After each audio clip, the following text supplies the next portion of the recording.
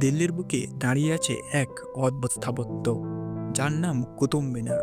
প্রায় ৮০০ বছরের পুরনো এই মিনার আজও ইতিহাসকে সাক্ষী রেখে দাঁড়িয়ে আছে। কিন্তু জানেন কি, কেন এই মিনারের ভেতর প্রবেশ নিষিদ্ধ? কেন এর উপর দিয়ে কোনো বিমান বা হেলিকপ্টার ওড়ানো হয় না? আর কিভাবে এটি এত শতাব্দী ধরেও অক্ষত অবস্থায় দাঁড়িয়ে আছে? বন্ধুরা, আমি স্বস্তিক, আর আজকের এই ভিডিওতে আমরা সবকিছু জানবো। তাই ভিডিওটি স্কিপ না করে সম্পূর্ণ দেখুন। আর চ্যানেলে নতুন হলে প্লিজ চ্যানেলটিকে সাবস্ক্রাইব করে দিবেন।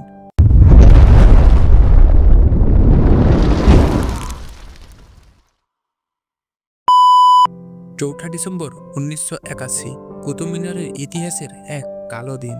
সেদিন স্কুল ভবনে এসেছিল অসংখ্য শিশু ও পর্যটক। কুতুব মিনারের ভেতরে সিঁড়িগুলো খুব সরু ও ছোট আকৃতির, আর সেইগুলো পেয়ে পর্যটকরা কুতুব মিনারের চূড়ায় উঠত।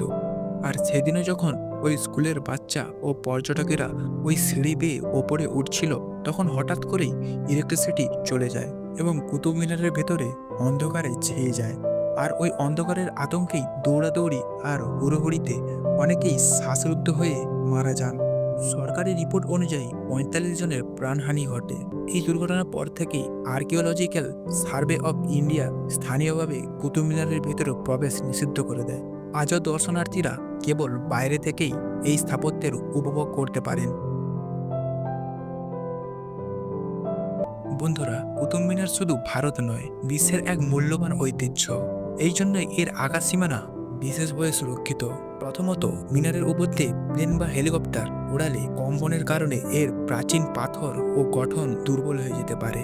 দ্বিতীয়ত, নিরাপত্তার স্বার্থে দিল্লির বিমানবন্দরের কাছাকাছি এই এলাকাকে নো ফ্লাইট জোন বলে ঘোষণা করা হয়েছে। তৃতীয়ত, এটি ইউনেস্কো ওয়ার্ল্ড হেরিটেজ সাইট হওয়ায় এর চারপাশে যে কোনো ক্ষতিকারক কার্যকলাপ আইনত দণ্ডনীয়। তাই আজও কুতুব মিনারের ওপর দিয়ে কোনো উড়োজাহাজ বা বিমান উঠতে দেখা যায় না। বন্ধুরা, কুতুব মিনারের নির্মাণ শুরু হয় ১৯৯৯ সালে কুতুবউদ্দিন আইবকের আমলে।